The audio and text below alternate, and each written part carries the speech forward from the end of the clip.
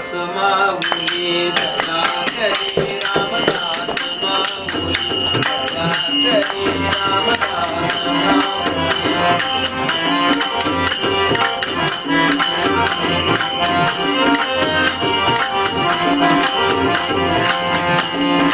वत्सालागी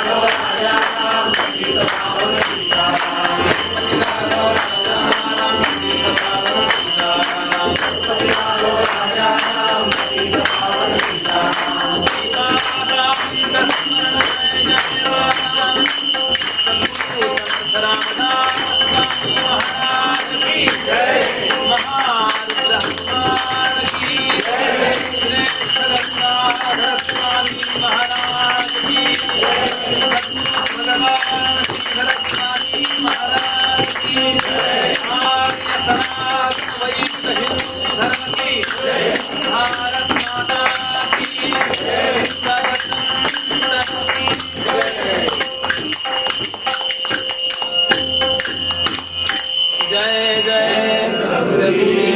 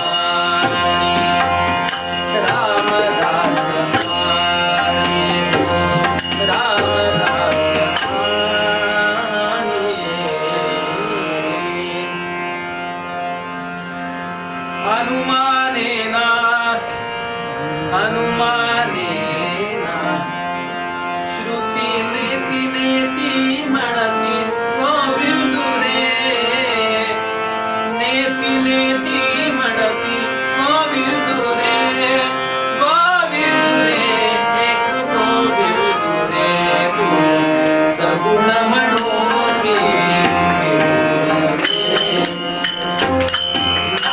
कळण्याकरता पद कुठल्या रागात घेतलं याचा अंदाज होण्याकरता सद्गुरुनाथ महाराज की जय.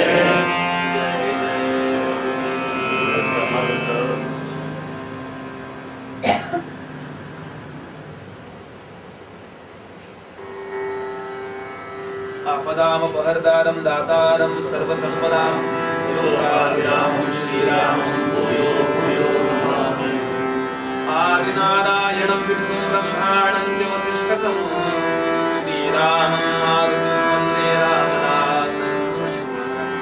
अनेन प्रीयतां देवो भगवान् जानकीपतिः श्रीरामचन्द्रो तेषामस्माकं कुलदैवतम्. श्रोता वक्ता श्रीराम समर्थ श्रीराम समर्थ श्रीराम समर्थ. जय जय रघुवीर समर्थ. शुभा साई पूर्णमय्याभिराजे वशिष्ठा वै ज्ञान योगेश्वराजे कवी वादिका साविका नमस्कार माझा समर्थ. जय जय रघुवीर समर्थ. जय जय रघुवीर समर्थ.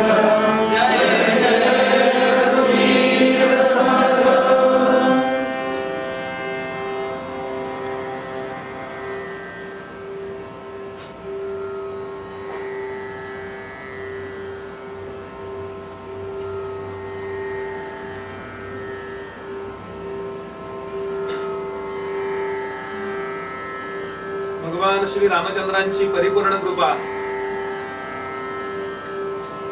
ज्यांनी आपल्या जीवनामध्ये मिळविली आणि ही भगवत कृपा जनसामान्यांपर्यंत पोहोचवण्याचा जीवनभर ज्यांनी आटोकाट प्रयत्न केला अशा अधिकारी सत्पुरुष श्री समर्थ रामदास स्वामीजींच्या पवित्र चरण पादुकांच्या सहवासामध्ये जीवनाचं सर्वांगीण कल्याण करणारं अध्यात्माचं चिंतन कीर्तनाच्या माध्यमातून आपल्याकडून घडावं या पवित्र आणि उदात्त हेतून या ठिकाणी उपस्थित असणारे सर्व भाविक आणि अधिकारी श्रोते सर्वांना वंदन करतो. ज्यांच्या या जगातल्या वर्तनामुळे धर्म टिकतो म्हणजे सज्जनता जगते अशा धार्मिक सज्जनांना अभिवादन करतो. अधिकारी साधकांचा श्रेष्ठ अशा कला उपासकांचा वंदनयुक्त सन्मान करतो. माझा परिचय नाही पण कोण साधक आहेत त्यांना नमस्कार करतो.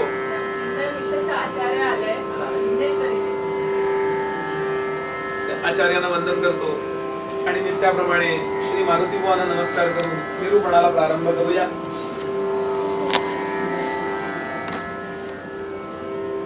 समर्थांचा अभंग आपण काल आणि आज 2 दिवसाकरता निरूपणाकरता घेतलाय. त्या अभंगाची एकदा आवृत्ती करतो म्हणजे प्रत्यक्ष समर्थ काय म्हणाले ते शब्द आपल्यापर्यंत पोहोचवतो आणि त्याच्यावरती यथामती आणि यथासमय आपण चिंतन करूया. मी आपल्या सर्वांना एकच विनंती करेन जी ज्ञानोबांनी ज्ञानेश्वरीच्या 9व्या अध्यायाच्या आरंभी केली की परी अवधान एकले दिसे मग सकल सुखासी पात्र होईजे हे प्रतिज्ञोत्तर माझे उघड ऐका. समर्थ म्हणाले श्रोते आता सावधान एकाग्र करून या मन पुढे कथानुसंधान सावध द्यावे. आपण कुठल्या प्रोग्रामला आलेलो नाही आहोत. आपण काहीतरी टिकमार्क करावी गेलो आम्ही कीर्तनाला याच्याकरता आलेलो नाही आहोत. तर आपण आपलं स्वतःचं खरं स्वरूप जे आहे ते बघण्याची जी साधना त्याकरता आलेलो आहोत. पाहावे आपणासी आपण या नाम ज्ञान. मोबाईल्स ऑफ करा वगैरे काय काय असतं ते तुम्हीच विचार करा आणि सायलेंट वर ठेवा काय जे असेल ते. या सूचना द्यायला मला नाही वेळ घालवायचा. समर्थांचा अभंग असा आहे की रामदास्य आणि हे वाया जाईल ऐसे न घडेल कदा काळी. कदा काळी रामदासा उपेक्षिना राम उपासना ऐसी आहे. ऐसी आहे सार राघवाची भक्ती विभक्तीची भक्ती तेथे नाही. तेथे नाही काही वाऊगे माईक राम उपासक दास म्हणे रामदास्य आणि हे माया जाईल ऐसे न घडेल कदा काळी. जय जय रघुवीर समर्थ.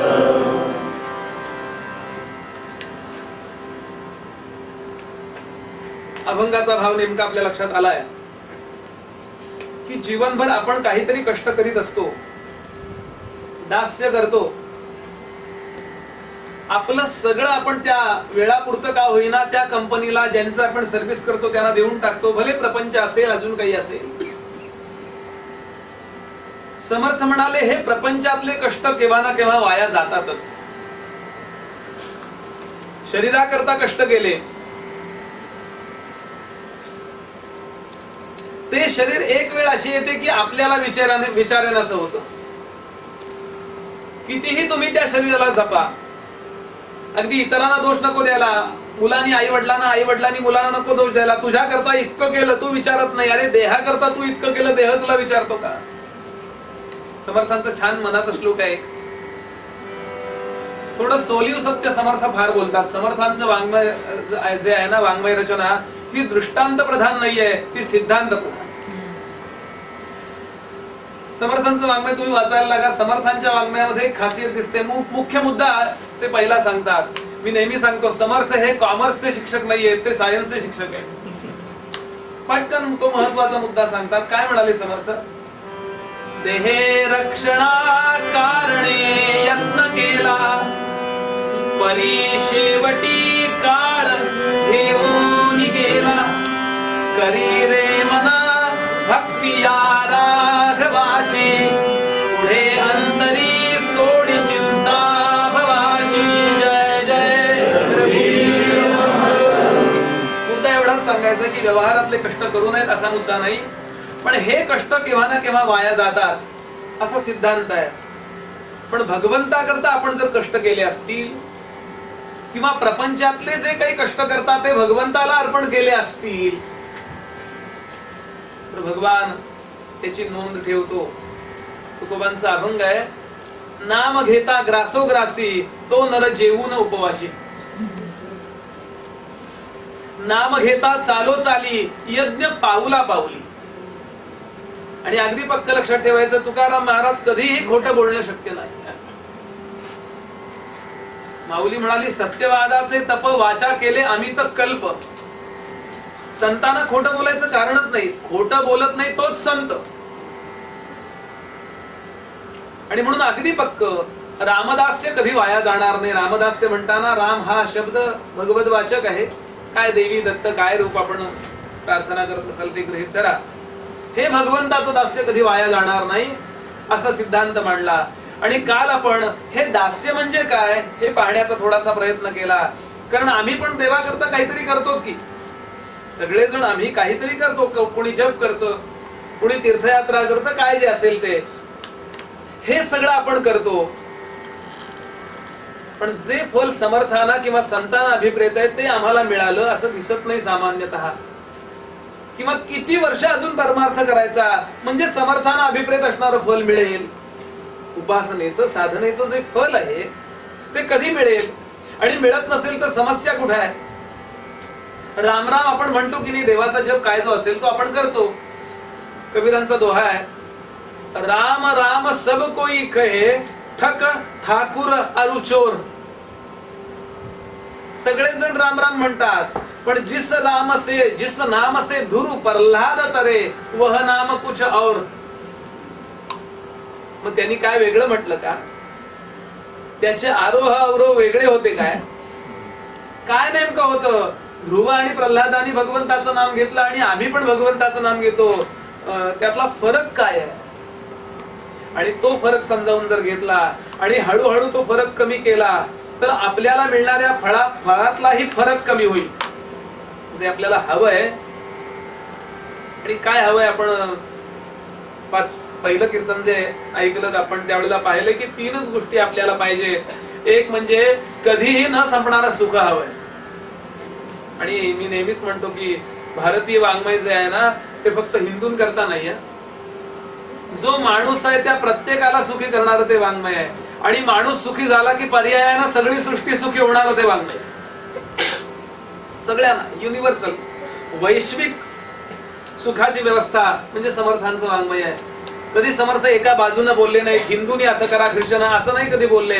जो माणूस आहे त्या प्रत्येकाने हे करा. काय पाहिजे आपल्याला? तर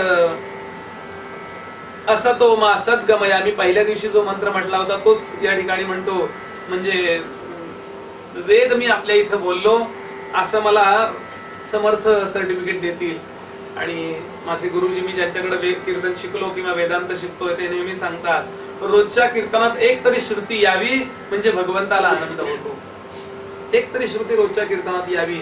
लोकांना कळतीये का नाही कळती याचा विचार नको करायला. विद्वत्तेचं प्रदर्शन म्हणूनही नको. त्या श्रुतीचा उच्चार याचा सरळ अर्थ असा की मूळ जे भगवंताचं स्फुरण आहे ना ऋषींना झालेलं, ते स्फुरण श्रोत्यांपर्यंत पोहोचवल्याची जबाबदारी पूर्ण केली त्या बुवाने. निदान तो पास तरी होतो त्या कीर्तनात, म्हणजे त्या परीक्षेत. जय जय.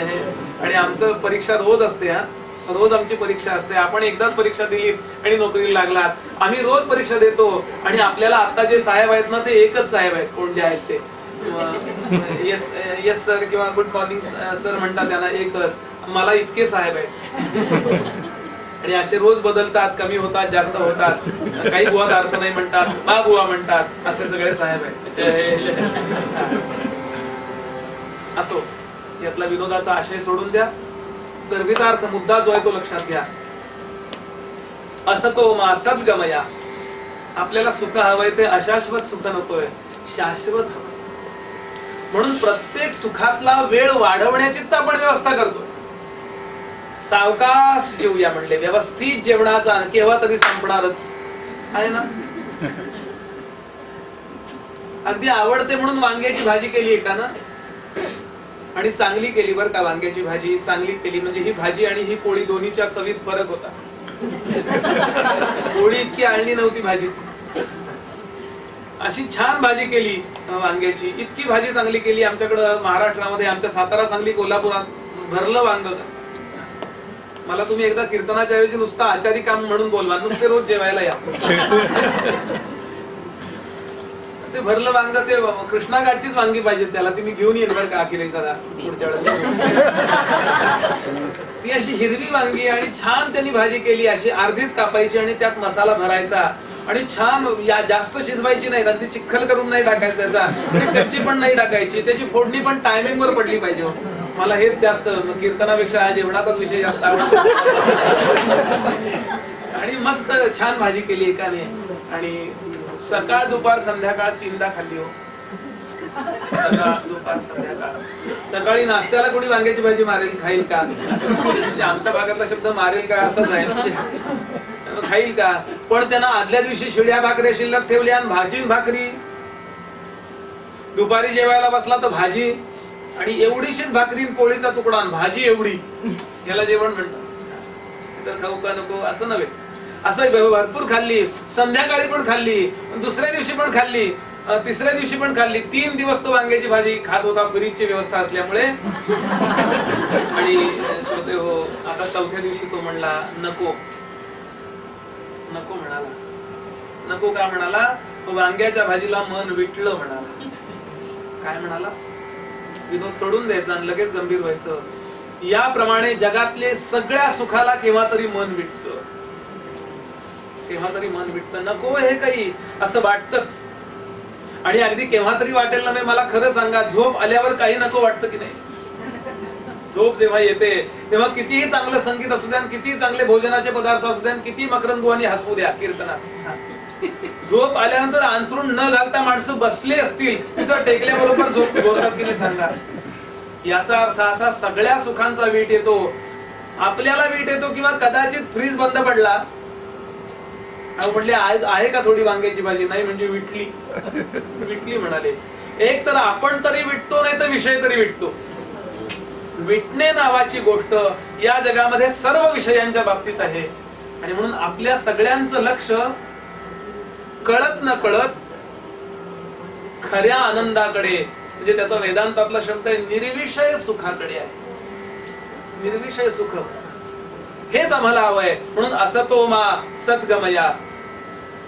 या जगातलं मला हे कळत नाही, हे कळत नाही, हे आपल्याला दुःखदायक होतं बघा. एखाद्याला कॉम्प्युटर मधलं काही कळत नाही किंवा काय जे असेल ते, कशातला तरी कुणाला तरी काहीतरी कळत नाहीच हो. सगळ्यांना सगळं कळतं असं कसं काय होईल. आणि ज्याला असं वाटतं की मला सगळं कळतं, त्याला किती कळतं हे कळत नसतं स्वतः. अगदी पक्क आहे. जे आपल्याला कळत नाही त्या विषयात चर्चा, मला नाही बा यातलं काही कळत, असा वैतागानं म्हणतो आणि कदाचित तो तिथनं निघून जातो. म्हणजे मला ही गोष्ट कळत नाही, ही गोष्ट आपल्याला दुःख देते की नाही. म्हणजे आपल्याला सगळ्या गोष्टीतल्या ज्ञानाची आवश्यकता आहे. म्हणजे ज्ञानरूपत्व हे आपलं खरं स्वरूप आहे. म्हणून अज्ञान आपल्याला सहन नाही होत. तमसोमा ज्योतिर्गमया. आणि तिसरी स्वाभाविक मीमांसा, मी बोललोय पण तरी आजच्या पूर्वरंगाची थोडी प्रस्तावना मला अशीच करायची आहे. आणि तिसरी महत्वाची गोष्ट आपल्याला हवी आहे, आणि ती म्हणजे आपण कधीही मरू नये असं आपल्याला वाटतं. म्हणून तर आपण आपलं लाईफ एक्सटेंड करण्याचा, आयुष्य वाढवण्याचा प्रयत्न करतो. ही गोळी घ्या, ती गोळी घ्या, हात वर करा, पाय वर करा, अनुलोम करा, विलोम विलोम. किंवा नोकरीत सुद्धा आपली ही नोकरी संपू नये वाटतं की नाही. अहो साधक कीर्तनात 2 तास बसायचं, ती आपली पंख्याखालची जागा जाऊ नये वाटतं की नाही. म्हणजे जे आपण आहे ना ते आपलं, त्या विषयाचा मृत्यू होऊ नये, ते कधीच संपू नये असं अखंड वाटतं. हा वास्तविक आपल्या अंतःकरणाचा स्वभाव आहे. म्हणून मृत्योर्मा अमृतंगमया असं प्रत्येकाचं आहे. फक्त हिंदूंचं नव्हे, या जगातल्या प्रत्येक माणसाचं असंच आहे. मग आता या 3 गोष्टी कशाने प्राप्त होतील? व्यवहारातल्या प्रयत्नाने या गोष्टी प्राप्त होणार नाहीत. व्यवहार आपल्याला व्यवहारच देतो. नोकरी केली की आपल्याला धनच मिळतं. धन मिळालं ना की त्यामध्ये आपण विषयच विकत आणू शकतो. शिक्षण घेतलं ना की आपल्याला प्रतिष्ठा मिळते. धन असलं की प्रतिष्ठा मिळते. व्यवहारातल्याच गोष्टींनी व्यवहारातल्या गोष्टी मिळतात. आणि हे व्यवहार सोडून अध्यात्म आहे. म्हणजे व्यवहारिक फल नाहीत अध्यात्मामध्ये. आणि मी बोललोय यापूर्वी,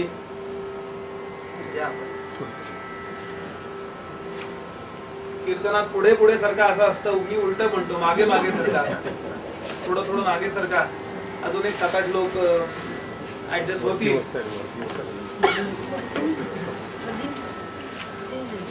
आणि कीर्तनाला किंवा अध्यात्माच्या कार्यक्रमाला गर्दी होणे हे सिंगापूरकरांचं आध्यात्मिक वैभव आहे. आपल्याला काय आवडतं, आपण कशाला गर्दी करता याच्यावरती आपली टेस्ट ठरते. आपलं चव काय आहे हे ठरतं. आणि मुद्दाम नंतर विसरेन मी म्हणून इथे अगदी अर्ध्या मिनिटाचा एक मुद्दा उपस्थित करतो. बाकीचे कार्यक्रम आपण आयोजित कराही, तेही आवश्यक आहे. पण या जगातला सर्वोत्तम कार्यक्रम कुठला असेल, संत म्हणाले तर ते म्हणजे अध्यात्म श्रवण आहे. मग ते कीर्तन रूपात असेल, प्रवचन रूपात असेल वा भजन रूपात असेल, या अध्यात्म निरूपणाचं आयोजन जो करतो त्याला किती पुण्याई आहे याबद्दल तुकोबांचा एक अभंग आहे. तो प्रोज मध्येच म्हणतो, फार छान अभंग आहे. ते म्हणले आपण पुण्याईच्या फार मागे असतो ना, अमुक करून ही पुण्याई मिळवूया, अमुक करून ती पुण्याई मिळवूया असं असतो ना. नीटच ऐका, आयोजकांनी तर नीट ऐका.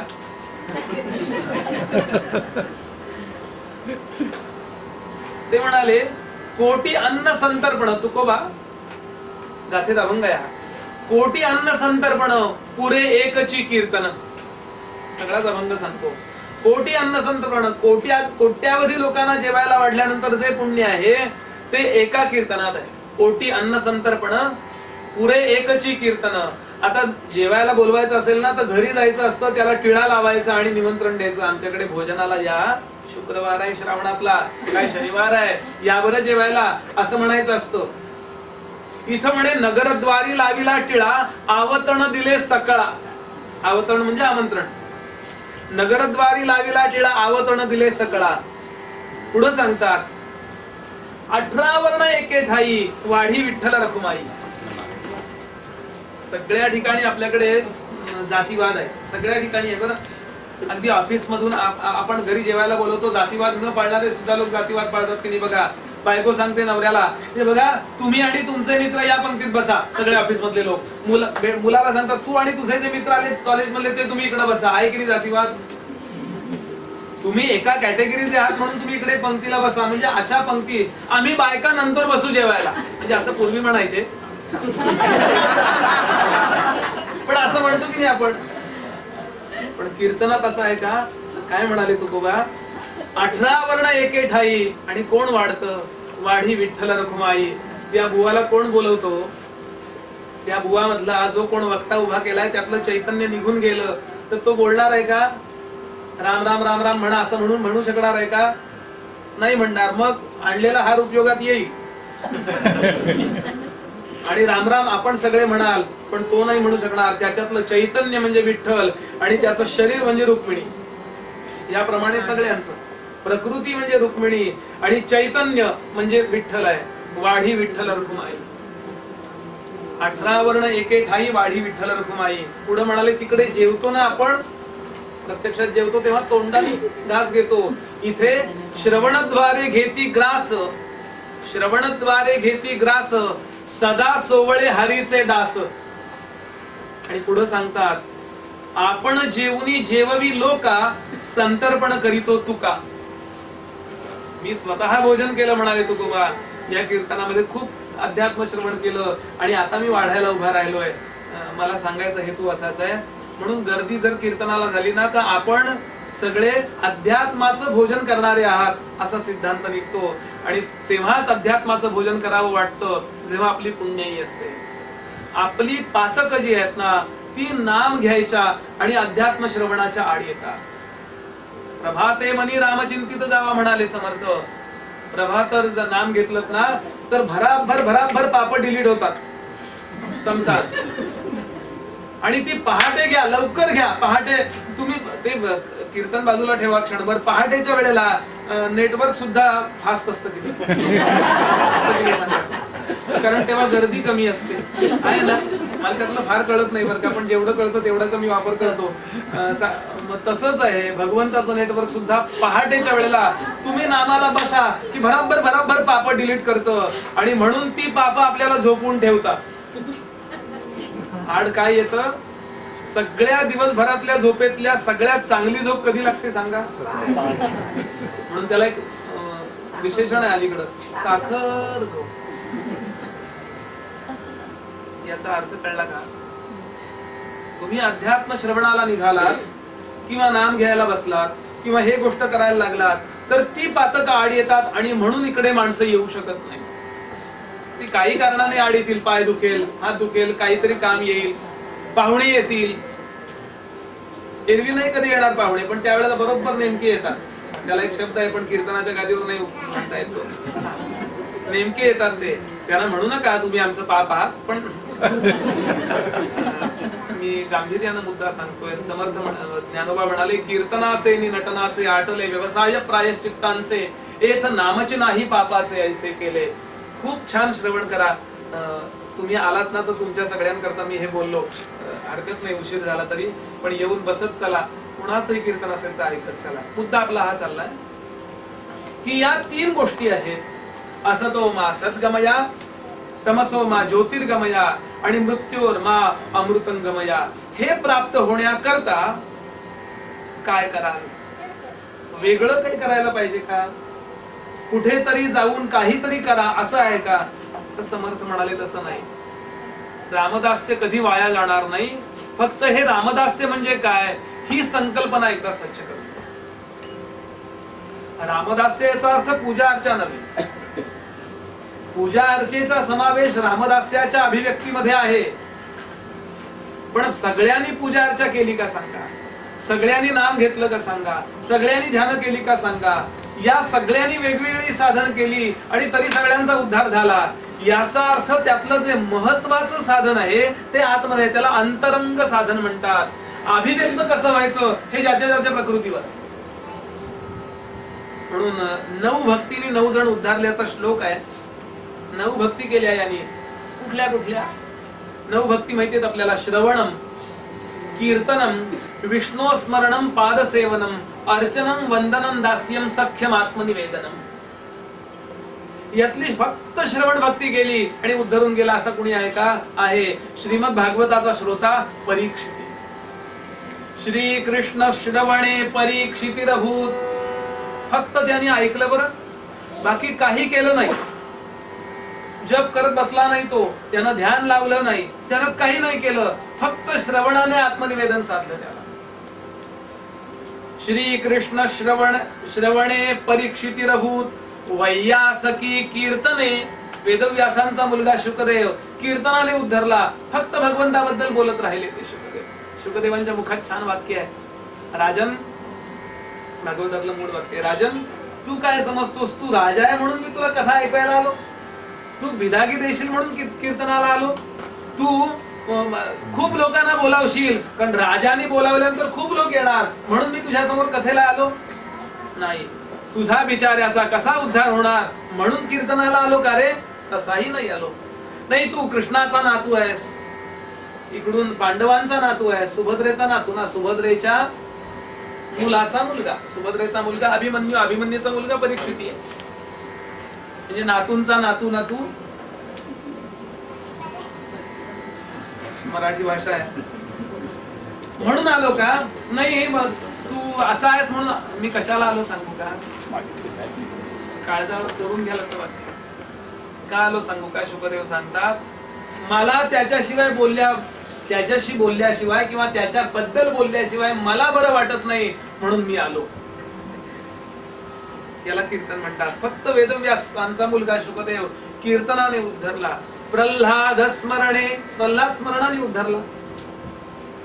तदंग्री भजने लक्ष्मी, चरण सेवा पादसेवा करून लक्ष्मी उद्धरून गेली. लक्ष्मी देवी जी आहे ना, जिच्याबद्दल आपल्याला फार ओढ आहे सगळ्यांना, म्हणजे माझ्या सकट बरं असं नव्हे की तुम्हाला, सगळ्यांना त्या जगातल्या केवढं प्रेम आहे ना. विष्णूचं पूजन सत्यनारायण आपण कसं करतो आणि लक्ष्मी पूजन कसं करतो आठवा सगळे विधी ते. दिवाळीतलं लक्ष्मी पूजनाला केवढा डामडौल असतो आणि सत्यनारायण नाही म्हणले या श्रावणात नको श्रीकांत गुरुजी करायला. सत्यनारायण पूजा टाळतो, लक्ष्मी पूजन टाळतो का. ती लक्ष्मी कशाने उद्धरली सांगा, तर ती फक्त भगवंताच्या चरण सेवेने उद्धरली, पादसेवनाने उद्धरली. मला मुद्दा एवढा सांगायचा आहे की एक एक भक्तीनं एक एक जण उद्धरलाय म्हणून सगळ्याच्या सगळ्या गोष्टी सगळ्यांना सक्तीच्या नाहीत. ते शोधा आपण की आपल्याला काय योग्य आहे, आपल्याला जमणार काय आहे, आपल्या सोयीचं काय ते शोधा. पण आतली संकल्पना एकच आहे, जो वेदव्यासांचा श्लोक मी आपल्या समोर काल बोललो. तो काय श्लोक आहे तो, कशाला दास्य म्हणतात, सकलम यच्छति इति दासः, सर्व भगवंताला देऊन टाकणे याला दास्य म्हणतात. आणि सर्व देणे याचा अर्थ व्यवहारातलं देणे नव्हे, 1,00,000 रुपयाची पावती करणे नव्हे, फक्त झाडून काढणे नव्हे. सकलम याचा अर्थ सर्वस्व, सर्वस्व. आणि गोंदवलेकर महाराजांचं वाक्य आहे, महाराज सांगायचे माणसं सर्व द्यायला तयार असतात पण स्व द्यायला तयार असतात, आणि त्याला सर्वस्व आवडतं. म्हणून स्व हेच आपलं सर्व आहे. मी आहे म्हणून तर सगळ्या भोवतीच्या गोष्टींना किंमत आहे की नाही.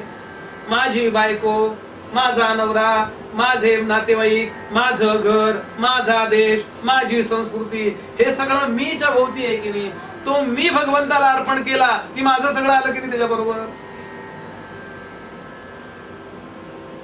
रामाने विभीषणाला राज्य दिलं, रामकथा, आणि राज्य दिलं. विभीषण चिरंजीव आहेत बरं का, आजही विभीषण आहेत. अश्वत्थामा बलिर व्यासो हनुमांश्च विभीषणा कृपः परशुरामश्च सप्तैते चिरजीविनः. अजूनही दत्तात्रेय आहेत, मार्कंडेय आहेत. अनेकांचं चिरंजीवित्व पुराणाने सांगितलेलं आहे. मार्कंडेयांचं स्मरण दर वाढदिवसाला करत चला. दर वाढदिवसाला मेणबत्त्या फुंकू नका, केक कापू नका. ते बघा आपण करून, काही दिवसांनी आपण करतात असा वाढदिवस सगळे लोक करायला लागते. भारतीयत्व जपणे याचा अर्थ असा आहे. माणसं काय करतात, मेणबत्त्या आणतात, त्याच्यावर ठेवतात केकवर आणि फुंकतात, आणि करून फुंकतात, आणि फुफ्फुस नसेल तर दुसऱ्याला सांगतात किंवा फॅन लावतात जोरात आणि मग केक कापतात. ख्रिश्चन फिलॉसॉफी अशी आहे की मी जर 60 वर्षाचा झालो तर 60 वर्ष फुंकल्यानंतर गेली, संपली, ती विझली. आणि केक कापतो याचा अर्थ असा तुला यम केव्हाही कापणार आहे तेव्हा सावध हो. ती चुकीची नाही आहे, बरोबर आहे ती. पण ज्यांची वर्ष वाया गेली त्यांनी फुंका, त्यांनी मेणबत्त्या फुंका, वर्ष वाया गेली असतील तर. पण दर वर्षात एकदा जरी देवाचं नाव घेतलं असेल, एकदा जरी देवाचं दर्शन घेतलं असेल, एकदा जरी त्याच्याबद्दल काही सेवा केली असेल तर ते वर्ष आपण कामी आणलं. म्हणून आपल्या संस्कृतीमध्ये तेवढे दिवे लावायचे आणि त्या दिव्याने ओवाळायचं. आणि त्या दिवशी गोडाचा शिरा करा, केक कापू नका, हॅपी बर्थडे टू यू, तसं करू नका. बघा तुम्ही करून काही दिवसांनी तुम्ही करता तसा वाढदिवस सगळे करतील. मला मुद्दा एवढा सांगायचा आहे, ते चिरंजीव आहेत मार्कंडेय, आजही ते आहेत. आयुष्य वृद्धीची इच्छा आहे, त्यानं मार्कंडेयांचं स्मरण करावं. असो, त्यातला विभीषण हा चिरंजीव आहे. फक्त रिक्वेस्ट एवढीच आहे, कुठे आहे एवढं विचारू नका. कारण आपण तिथं गेलो तर दर्शनाची आपली योग्यता असेल तर दर्शन मिळेल की नाही आपल्याला. असं आहे, मला तुमच्या पंतप्रधानांना भेटायचंय, राष्ट्राध्यक्षांना भेटायचंय, तुमच्या सिंगापूरच्या बघायचंय, दाखवता का सांगा? मग त्यांना बघायची माझी लायकी नसेल तर इतका भगवंताचा दास जो विभीषण, त्याला बघायची योग्यता कशी काय येणार? साधा मुद्दा आहे. मला सांगतोय मी एवढ्या करता सर्वस्व या विषयामध्ये बोलतोय. विभीषणाला भगवंतांनी राज्यदान दिलं आणि हनुमंत पुढे आले. हनुमंत आले, हनुमंतांना पाहिल्यावर भगवंताचे नेत्र पाणावले. मूळ वाल्मिकी रामायणातला श्लोक असा आहे, मारुते तुला मी काय देऊ? एकैकस्योपकारस्य प्राणां दास्यामि ते कपेहे शेषस्य उपकाराणां भवामि ऋणिनो वयम. अर्थ त्याचा, तुझ्या एक एक उपकाराकरता मी माझा एक एक प्राण द्यायचं ठरवलं. तू नसतास तर सीतेला शोधून कुणी आणलं असतं? सीतेपर्यंत कोण गेला असता? नाही दुसऱ्या कुणात सामर्थ्य. तू नसतास तर तो हिमालय कुणी आणलं? हिमालयातला द्रोणागिरी कुणी उचलून आणला असता? तू नसतास तर त्या अहिरावण महिरावण प्रकरणात आम्हाला दोघांना कोणी वाचवलं असतं? एवंच तू इतके मोठे उपकार केलेस की काकणभर माझ्यापेक्षा सरस आहेस तू, असं राम म्हणतायत. असं सहसा साहेब आपल्या शिष्याला म्हणणार नाही, काय आपल्या नोकराला म्हणणार नाही. पण काय रामांचं मोठंपण आहे की राम म्हणाले इतका तू मोठा आहेस, तुझ्या एक एक उपकाराकरता मी एक एक प्राण दिला ना तरी सुद्धा तो कमी आहे रे. 5 माझ्याजवळ प्राण आहेत आणि तुझे उपकार अनंत आहेत. मग मी तुला काही देऊन त्याचं उतराई होणं, एखाद्याला काही द्यायचं म्हणजे काय द्यायचं असतं, त्याची योग्यता आहे ना ते द्यायचं असतं. आणि योग्यता आहे त्याच्यापेक्षा कमी दर्जाचं दिलं ना तो त्याचा अपमान केल्यासारखा आहे. ज्याला आपण देणार आहोत त्याचा अपमान केल्यासारखा आहे. म्हणून मी तुला काही देत नाही. हनुमान राम म्हणाले मी तुला काही देत नाही. मारुतीला म्हणले बर तेव्हा एक देता का? तुमच्या पायावरचं एक फूल द्या. पायावरचं एक फूल द्या. काय हनुमंत आहेत, इतकं करून मला काही जमलं नाही म्हणतो तो. मला दास्य भक्ती करता फक्त हनुमंत एवढं एक उदाहरण पुरे आहे आपल्या समोर सांगायला. एवढं सगळं भगवंताचं कार्य केलं आणि पुन्हा हात जोडून उभा, पुरुतो मारुती असं काहीच नाही मला जमलं म्हणतो. एका कोपऱ्यात उभा राहतो. जमेल का सांगा आम्हाला हे? आम्ही काही करत नाही तरी खुश आहे, मी होतो म्हणून. होतं की नाही असं? इतका मनुष्याला असंच वाटतं की मी सद्गुरूचं कार्य करतोय, मी कीर्तन करतोय, असंच वाटतंय मला. एक लहान मुलगा होता 4-5 वर्षाचा. त्याला काय बालवाडीत आमच्याकडे केजी काय काय म्हणतात बघा त्याला, मला काही नेमका शब्द त्याला केजी आहे ना, किलोग्रॅम मध्ये मोजतात का शिक्षण काय काही. तर ते केजीत सोडायला ती आई रोज जायची. आता क्रॉस करायला लागायचं वाटेत, वाहनं खूप असायची. पण भारतात क्रॉस करणं दिव्य आहे बरं का. असंच आहे. आणि ती क्रॉस करताना त्याचं बोट धरायची, त्या बाळाचं बोट धरताना का धरायची बोट? पलीकडे जाताना त्याला बोट धरायला सांगितलं तर तो मध्येच सोडेल, म्हणून आपण बोट धरायची, पलीकडे क्रॉस करून शाळेपर्यंत न्यायची. आणि जा आता बेटा असं म्हणायची. अच्छा अच्छा असं चालतं ना. मग पुढे ते असंच करतात फक्त आता. मग ती जायची, मग तो आज जायचा. आणि 6 महिने गेले. एक दिवस त्या पोरानं विचारलं, आई ग तुला शाळेत जाताना भीती वाटते का ग? भीती वाटते का ग क्रॉस करताना? नाही रे बेटा, नाही भीती वाटत. नाही माझं बोट धरतेस म्हणून विचारलं. काय सांगितलं कळलं का? सद्गुरूचं कार्य मी करतोय का ते माझ्याकडनं करून घेत आहे, हा बोध हनुमंतांना अखंड आहे. आणि म्हणून राम म्हणतात तुला मी काही देत नाही पण मी आत्मदान करतो तुला. आणि म्हणून राम हनुमंताला जवळ बोलावतात आणि कडकडून मिठी मारली हनुमंत. आणि ये हृदयीचे ते हृदयी घातले मज केले आपण आईचे ज्ञानोबा म्हणाले. आणि त्या क्षणाला हनुमंतांना बोध जो असतो, बोध म्हणजे यथार्थ ज्ञान, ते झालं. आणि हनुमंतांची समाधी लागली. जाऊन बसले मग आपल्या जिथं होतेच आपल्या सीटवर जाऊन बसले. खूप गर्दी होती त्या राज्याभिषेकाच्या प्रसंगी. इथे विभीषणानं प्रश्न विचारलाय, रामा तुम्ही मला राज्य दिलं पण हनुमंताला दिलं ते तुम्ही मला नाही दिलं. आणि मग राम सांगतात हनुमंतानं जे मला दिलं ते तू नाही मला दिलंस. तू काय म्हणला शरण आलास तेव्हा 4-5 मंत्र्यांना घेऊन शरण आला बरं का, म्हणजे फुटला थोडक्यात. फक्त पूर्वीच्या काळी चांगल्या ठिकाणी जायची पद्धत होती, कुठून एवढाच फरक आहे. तू म्हणाले फुटलास, तिकडून इकडे आलास 4-5 मंत्र्या, तू काय म्हणलास? रामा मी तुला शरण आहे, रामा माझ्या घरातले लोक तुला शरण आहेत, रामा माझं राज्य तुला शरण आहे, रामा माझे हे मंत्री तुला शरण आहेत. याचा अर्थ शरण जाताना सुद्धा तुला स्वतःला हे माझं आहे हा बोध होता, म्हणून तू सर्व अर्पण केलंस, स्व नाही अर्पण केलंस.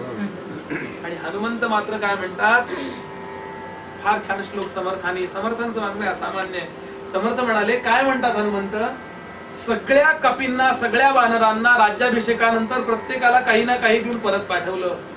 हनुमंत एका कोपऱ्यात उभे होते, त्यालाही परत जा म्हणाले. काय श्लोक आहे, कपीवीर गेले स्वइच्छा करोनी, कपीवीर गेले स्वइच्छा करोनी, नसे आत्मइच्छा स्वइच्छा म्हणून, रघुवीर ठेवील तैसे रहावे, रघुवीर ठेवील तैसे रहावे, तुझ्या बुद्धी योगेची बावी वरावे. जय जय रघुवीर. हे प्रभू, बाकीचे सगळे वानर गेले, कारण त्यांच्या आया, त्यांची पत्नी, त्यांची मुलं बाळ सगळे घरी वाट बघत होते रे. माझी कोणीच वाट बघत नाही. माझं या जगामध्ये फक्त तू आहेस, बाकी दुसरं या जगात मला कोणी नाही. माता रामो, मत पिता रामचंद्र, स्वामी रामो, मत सखा रामचंद्र, सर्वस्व मे रामचंद्रो दयालु, न अन्यं जाने नान्य जाने न जाने. मुद्दा मी एवढ्या करता सांगतोय की दास्य भक्तीची नेमकी कन्सेप्ट काय आहे. प्रपंच सोडायला नको, व्यवहारातलं काही बदलायला नको, जे जसं चाललंय तसं, कारण हे सगळं आपल्याला प्रारब्धाने प्राप्त आहे. आता आपण कसं असावं हे सगळं आपण पूर्वनियोजित केलेलं आहे. घडे भोगणे सर्वही कर्मयोगे. पूर्वीचं जे प्लॅन आहे ना, ती आत्ताची ही इमारत आहे. ही इमारत म्हणजे मला सांगा, लोखंड, सिमेंट, कॉन्क्रीट, माती, दगडच आहेत ना. सिमेंट कुठेतरी होतं, कॉन्क्रीट कुठेतरी होतं, काय वाळू वेगळी कुठेतरी होती, लोखंड कुठेतरी होतं. हे सगळं कुणी केलं? बिल्डरनी बांधली की नाही ही इमारत सांगा. आणि ती बांधण्यापूर्वी पहिल्यांदा प्लॅन केला की नाही? तसा आपण गेल्या जन्मी प्लॅन केला. आर्किटेक्ट आपण गेल्या जन्मीचे आहोत आणि या जन्मीचे बिल्डर आहोत. मग ते सगळं आपण उसणं आणलं आईकडून, वडिलांकडून, या सगळ्यांकडून हे शरीर आपण मिळवलं. आणि आता सगळं हे असं असायचं असं आपण पूर्व नियोजित केलेलं आहे. यात बदल होणार नाही. आता पुढचं नियोजन काय असावं हे आपण ठरवू शकतो. ही इमारत पाडल्यावर दुसरी इमारत कशी असेल हे आपण आता ठरवू शकतो. पण या इमारतीमध्ये पूर्णच्या पूर्ण बदल करणं शक्य नाही. फक्त दाढी करू शकतो किंवा वाढवू शकतो, यापैकी म्हणजे इंटेरियर डेकोरेशन करू शकतो, एवढंच करू शकतो. पण असं नसावंच, मी स्त्रीच नसावं किंवा मी पुरुषच नसावं हे नाही शक्य. मी या सिच्युएशन मध्ये नसावं हे शक्य नाही. हे सगळं ठरलेलंच आहे.